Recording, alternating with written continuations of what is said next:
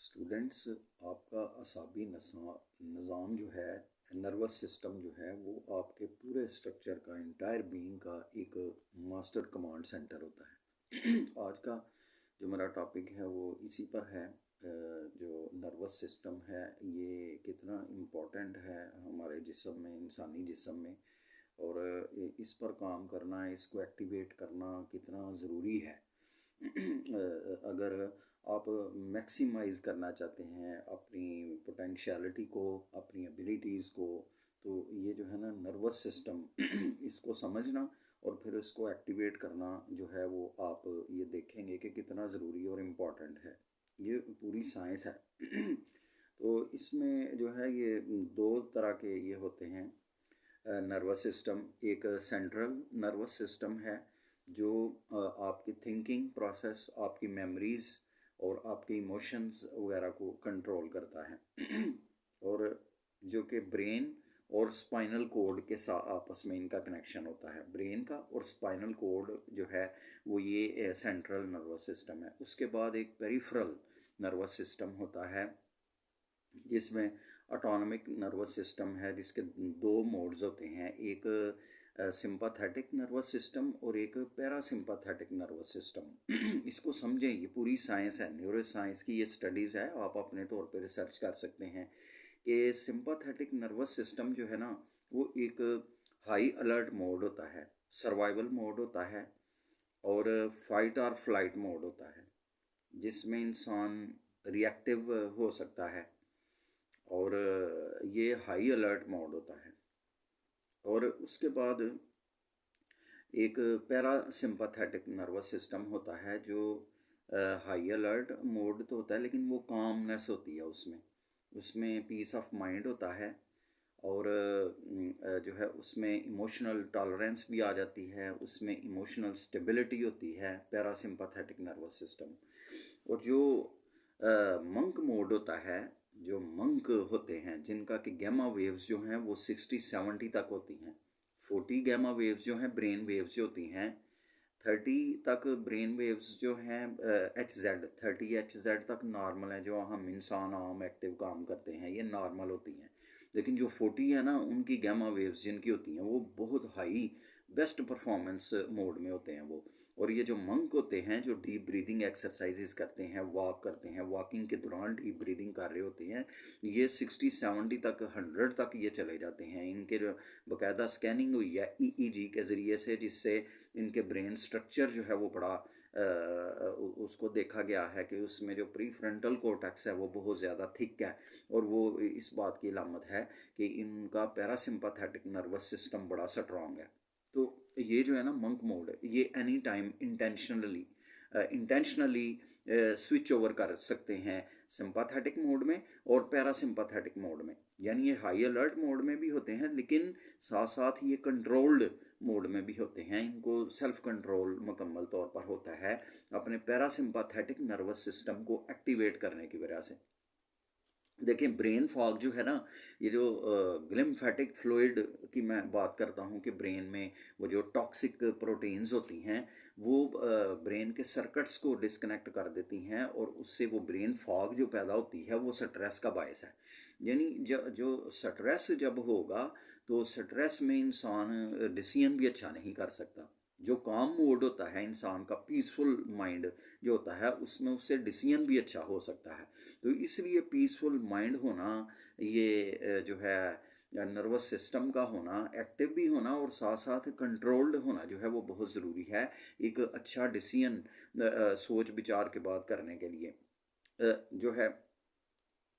तो इसमें जो है ना ये पूरा एक प्रोसेस है। इसमें फिर डीप ब्रेथ वर्क आ जाता है और फिर वॉकिंग जो है वो आ जाती है। मूवमेंट ऑफ द बॉडी जो है वो बहुत इम्पॉर्टेंट है इस सिंपैथेटिक नर्वस सिस्टम को एक्टिवेट करने के लिए। तो ये जो है ना ये बहुत अहम चीज़ है। और उसके बाद फिर डाइट आ जाती है आपकी। जो टर्मरिक है, हल्दी, ये एक्चुअली एंटी इन्फ्लामेटरी प्रॉपर्टीज़ हैं इसमें। ये जो ब्रेन टॉक्सिन्स जो हैं, यानी लिम्फेटिक फ्लूइड जो है जो कि टॉक्सिक प्रोटीन होती है उसको ड्रेन करती है ये हल्दी, ये जो टर्मरिक है।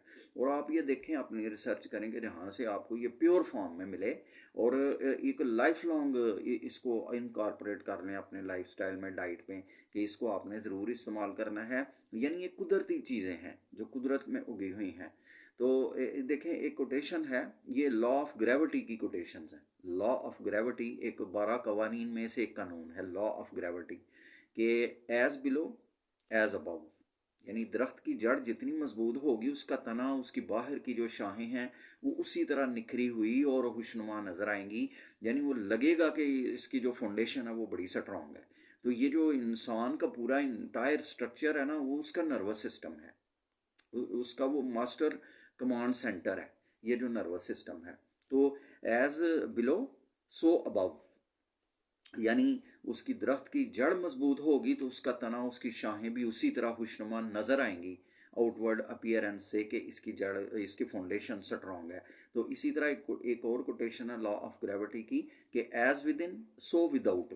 यानी अगर विद इन जो है आपका वो स्ट्रांग होगा, आपका विद इन जो है वो स्ट्रांग होगा, तो आउटवर्ड आपके सरकमस्टांसेस भी आपको आपके विद इन इनसाइड जैसे नज़र आएंगे। आपके डिसीजन आपके कंट्रोल में होंगे। आप जिससे जो है वो रिलेशन रखना चाहेंगे, टॉक्सिक रिलेशन से बचना आपके लिए आसान हो जाएगा, उनसे डिस्कनेक्ट करना आपके लिए आसान हो जाएगा, जब आपको पता होगा कि ये जो टॉक्सिक रिलेशंस हैं ये आपके इमोशनल इंस्टेबिलिटी का बायस हैं, इमोशनल स्ट्रेस का बायस हैं, और वो आपके जो मेंटल हेल्थ है वो उसके लिए इंतहाई हर्टफुल और डिस्ट्रक्टिव है। तो फिर आप ये डिसाइड करना शुरू कर देंगे कि ये जो नार्सिसिस्टिक और साइकोपाथ या हिपोक्रिटिकल बिहेवियर्स जो होते हैं, मुनाफिक टाइप लोग जो हैं, उनसे बचना कितना ज़रूरी है आपके लिए, उनसे डिस्कनेक्ट होना कितना ज़रूरी है, क्योंकि वो तो आपको हर्ट करते रहेंगे। आपके स्ट्रेस जब बिल्ड होगा तो उससे बीमारियां फिर पैदा हो जाएंगी, और जब बीमारी, तो आपके पास इतने एक्सपेंसेस भी नहीं है, इतने एक्सपेंडिचर हैं उनके रिकवरी प्रोसेस के लिए, कि आप सोच सकते हैं बीमार होना ही एक बहुत बड़ी, आप समझने के फॉर्म ऑफ पनिशमेंट है, या मतलब एक वो उस इंसान को पता है कि जो बीमार है, कि वो उसकी मेंटल कंडीशन क्या होती है। It is a death before death, it is like death before death, ये वो प्रोसेस होता है। अच्छा खैर, मैं जो है ना ये बात कर रहा था कि ये जो जिंजर, ये सारी कुदरती अशिया हैं डाइट की। जिंजर, अनियन, गार्लिक, ये जो लहसुन और प्याज, और ये स्पिनच, पालक, ये चीज़ें सब जो हैं ये आपके वो उस ब्रेन फॉग को, टॉक्सिन्स को डिटॉक्स करती हैं, ब्रेन डिटॉक्स का बायस हैं ये। और ये जो जब ब्रेन डिटॉक्स होगा तो नर्वस सिस्टम डेफिनेटली वो भी डिटॉक्स होगा। और ये एक वैगस नर्व होती है, वैगस नर्व आपकी एक पावर लाइन है। जो जितनी आप स्ट्रेंथन उसको करेंगे उतने आपका नर्वस सिस्टम जो है वो स्ट्रांग होगा, आपकी इमोशनल रिजिलियंस बढ़ जाएगी, इमोशनल स्टेबिलिटी जो है वो स्ट्रांग हो जाएगी। आप रिएक्टिव मोड से कन्वर्ट होके आप नॉन रिएक्टिव मोड में चले जाएंगे। आप किसी तरह की भी सिचुएशन होगी, आप अपनी मर्ज़ी से उसमें रिएक्ट करना चाहेंगे तो करेंगे। यानी मंक मोड फिर वो स्टार्ट हो जाता है। मंक मोड को स्टडी करें, ये क्या चीज़ है, ये क्या होता है। मतलब वो जो भी उनके बिलीफ सिस्टम है वो हम नहीं, हम ने देखना है कि वो जो भी इंसान एक जो डॉक्टर है वो हमारा इलाज भी करता है, उसका बिलीफ सिस्टम क्या है, हमें उससे क्या, वो हमारा इलाज कर, लेकिन उसका इल्म जो है वो हमारे लिए बड़ा इम्पोर्टेंट है। हमने मेरा, आप समझ रहे होंगे मैं क्या बात कर रहा हूँ, कि उन्होंने इसको वेरीफाई किया है।